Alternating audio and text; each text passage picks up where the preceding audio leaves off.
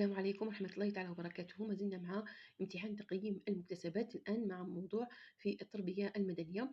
بعد سند قصير يقول لي أجب بصحيح أو خطأ. لا يسمح للمرأة بالانتخاب، خطأ يسمح للمرأة بالانتخاب، الانتخاب واجب فقط، نعم صحيح الانتخاب واجب، نظافة المدرسة مسؤولية المنظف فقط، لا هي مسؤولية الجميع، بلوغ سن 18 هو ضروري الانتخاب صحيح.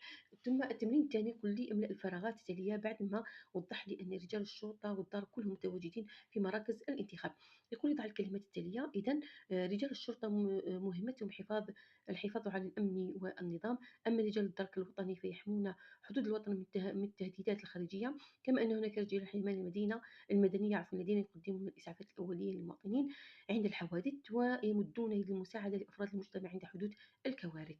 ثم هنا مع التمرين الثاني كذلك اربط بما يناسب فيما يخص رموز السيادة الوطنية. ثم هنا الحقوق والواجبات